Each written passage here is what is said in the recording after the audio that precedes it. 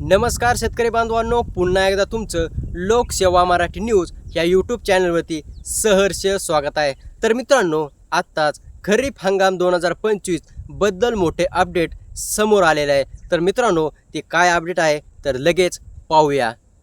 तर मित्रांनो, खरीप 2025 मध्ये राज्यातील शेतकऱ्यांनी सुमारे 2300 कोटी रुपयांचा पीक विमा भरला असून जवळपास 85,000 हेक्टर वरील पिकांचं नुकसान झालं होतं।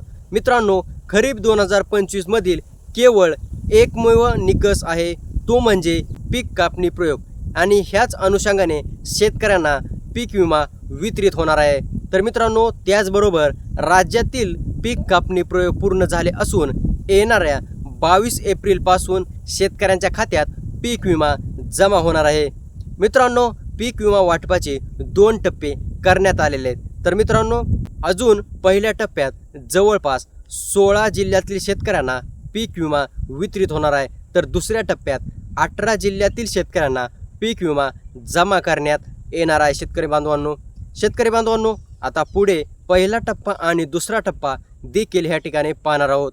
मित्रांनो, पहिला टप्पा 22 एप्रिल ते 28 एप्रिलपर्यंत पूर्ण केला जाणार आहे, तर दुसरा टप्पा 29 एप्रिल ते 6 मे पर्यंत पूर्ण केला जाणार आहे। शेतकरी बांधवांनो, सर्वपक्षीय आमदारांनी आज कृषी मंत्री दत्तात्रय भरणे यांना विधानसभेमध्ये असताना त्यांनी ही माहिती ह्या ठिकाणी दिलेली आहे। मित्रांनो, खरीप 2025 पीक विमा योजनेची आकडेवारी पुढील प्रमाणे, ह्यामध्ये एकूण पीक विमा धारक शेतकरी संख्या आहे 91,95,300, तर एकूण पीक विमा क्षेत्र जे आहे ते आहे 58,90,000 हेक्टर।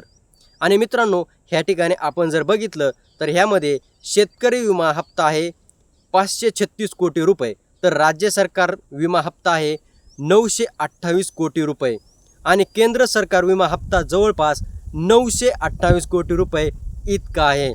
आणि ह्यामध्ये जर आपण बघितलं तर शेतकरी बांधवांनो, शेतकरी, राज्य सरकार, केंद्र सरकार ह्याचा एकूण हप्ता जवळपास 2393 कोटी रुपये इतका आहे। आता पहिल्या टप्प्यात कोणत्या जिल्ह्यातील शेतकऱ्यांना पीक विमा जमा होणार आहे ते पाहूया। तर बघा, पुढील जिल्ह्यातील शेतकऱ्यांना 22 एप्रिलपासून पीक विमा जमा होणार आहे। ह्यामध्ये चंद्रपूर जिल्ह्यातील शेतकऱ्यांना जवळपास 44 कोटी रुपयांचा पीक विमा वितरित होणार आहे। त्यानंतर हिंगोली जिल्ह्यातील शेतकऱ्यांना जवळपास 98 कोटी रुपयांचा पीक विमा जमा होणार आहे। त्यानंतर परभणी जिल्ह्यातील शेतकऱ्यांना जवळपास 45 कोटी रुपयांचा पीक विमा जमा होणार आहे। त्यानंतर सोलापूर जिल्ह्यातील शेतकऱ्यांना जवळपास 35 कोटी रुपयांचा पीक विमा जमा होणार आहे। गडचिरोली जिल्ह्यातील शेतकऱ्यांना 22 लाख रुपयांचा पीक विमा जमा होणार आहे। वाशिम जिल्ह्यातील शेतकऱ्यांना 25 कोटी रुपयांचा पीक विमा ह्या ठिकाणी जमा होणार आहे। शेतकरी मित्रांनो, त्यानंतर मित्रांनो, पालघर जिल्ह्यातील शेतकऱ्यांना 12 कोटी रुपयांचा पीक विमा जमा होणार आहे। त्यानंतर ठाणे जिल्ह्यातील शेतकऱ्यांना 18 लाख रुपयांचा ह्या ठिकाणी पीक विमा जमा होणार आहे। त्यानंतर मित्रांनो, अहिल्यानगर जिल्ह्यातील शेतकऱ्यांना 94 कोटी रुपयांचा पीक विमा जमा होणार आहे।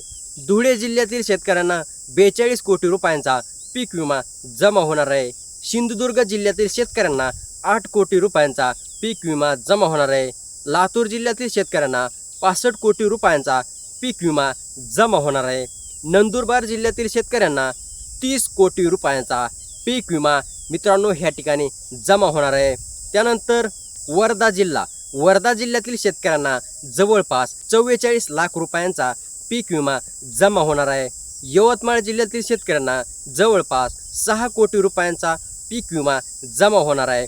नाशिक जिल्ह्यातील शेतकऱ्यांना 88 कोटी रुपयांचा पीक विमा जमा होणार आहे। शेतकरी मित्रांनो, वरील 16 जिल्ह्यात 22 एप्रिल ते 28 एप्रिलपर्यंत पीक विमा रक्कम जमा होणार आहे, आणि दुसऱ्या टप्प्यात 29 एप्रिल ते 6 मे पर्यंत पीक विमा जमा केला जाणार आहे। ते जिल्हे आपण पुढच्या व्हिडिओमध्ये पाहणारच आहोत। त्यासाठी आपल्या चॅनलला सबस्क्राईब करून ठेवा, कारण पुढच्या यादीमध्ये तुमचा जिल्हा असू शकतो, त्यामुळे आपल्या चॅनलला सबस्क्राईब करायचं विसरू नका।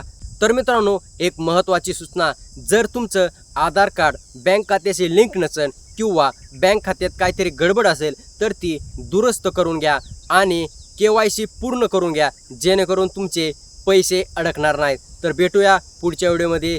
जय हिंद, जय महाराष्ट्र.